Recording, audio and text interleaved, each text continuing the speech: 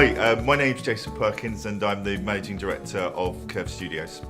I'm Jide Mindang, I'm the Art Director at Curve Studios. I'm Ben, I'm the producer on Fluidity or Hydroventure. I'm Bids, I was the Project Director on Fluidity or Hydroventure.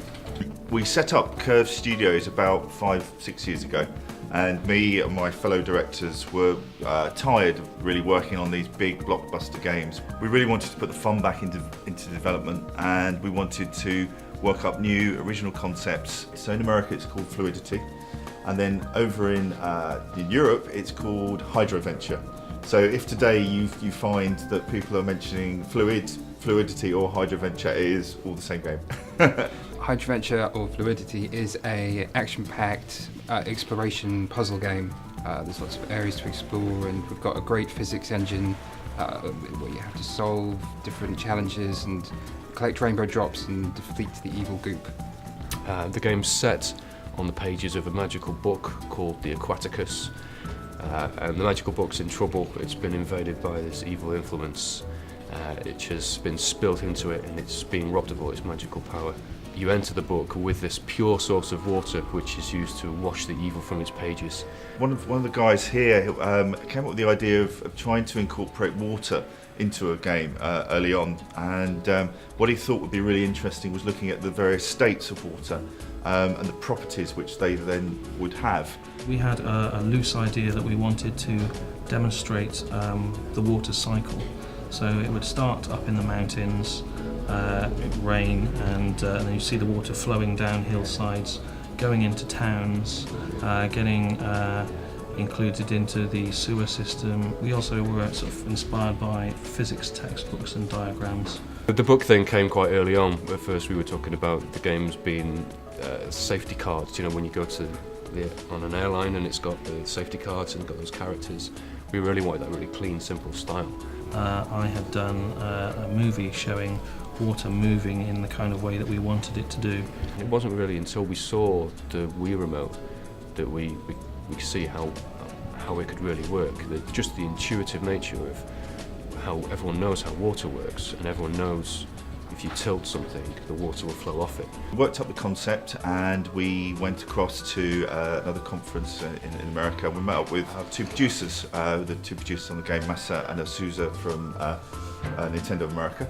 And we pitched the concept to them, and they really liked the idea. The game started out as kind of more of a puzzle-based thing with smaller levels, and through discussions with Nintendo and feedback we got, we decided to make it more open and explorationary, so you can go off and explore all these different areas. And they were great in advising us and pushing us in the right direction, and quite often when we were kind of stuck on something, they'd have a really interesting answer, a different way for us to think about things. And Nintendo were so a little cautious about that looking a bit dead and a little unfriendly and a bit cold. They gave us enough opportunity to explore that, and then also made suggestions. And it was very much a collaborative affair, and as a result I think the whole style of the art got much friendlier, much more colourful, and is a much better product as a result of the collaboration.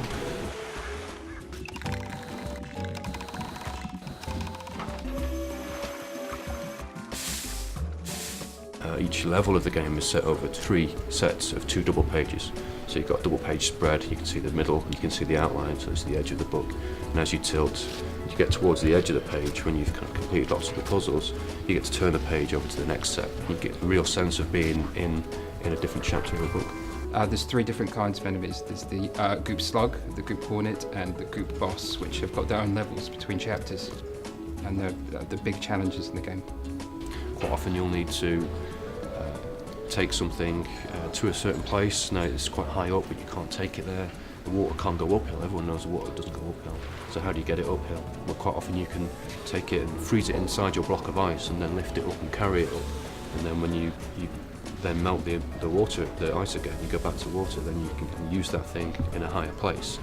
When you're in a sort of a steam cloud, you can shake the steam cloud and make it rain again and turn back into water. And we came up with this idea of having special abilities, so that each state, as the magical book gets more power back, it is able to give you these magical abilities back. And so the first one is what we call gather.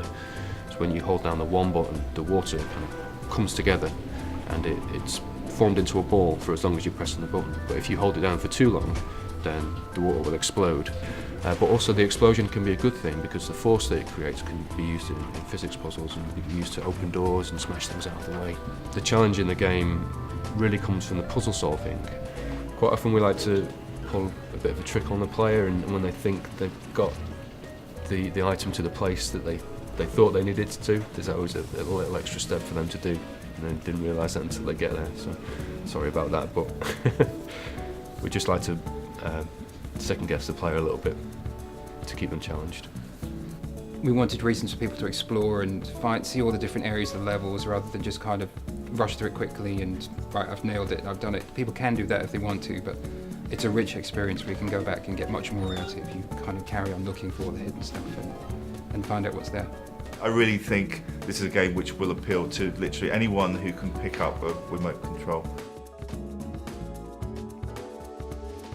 The WiiWare platform really fits in with kind of where we are as a developer. As I said earlier, we want to focus on small, innovative game ideas, and it just doesn't fit to deliver those in a box. And I think the digital download format, and particularly WiiWare, is an ideal delivery system for these type of games, which are smaller and then typically priced at pocket money. The pressure's a bit lower on WiiWare. We can be that bit more experimental, and we can push things a little bit in a different direction. We can make a big splash with a smaller team by working within the constraints of WiiWare, and we've been able to do exactly that with Fluidity and Hydroventure. This is the great thing that we're starting to see on WiiWare is a number of unique games which just wouldn't be available as a box. Some really fun, exciting games, of which obviously Hydroventure will be the funnest. The most interesting thing for me is focusing on the different properties of water, which is something you don't get a lot of in games. My personal highlight is I like the playrooms best. I think they're definitely worth playing all of the way through and unlocking all those, and they're a great bonus. There's quick fun that you can come back to and play again, and they're definitely worth checking out. For me, the favourite part of the game is when you are in the ice state. The abilities it has are really kind of fun elements because there's quite a weight to it. You can go through smashing walls, smashing through floors and ceilings. My favourite bit about Hydroventure is, it's maybe more of a personal thing, I think, is that when I play it, I can just see the personalities of all of the people who've made it in there. I think really when people play it, they'll be quite surprised at just how wide the game is and how much kind of love is in it. And I think that's my favourite thing. It's a game made from the heart.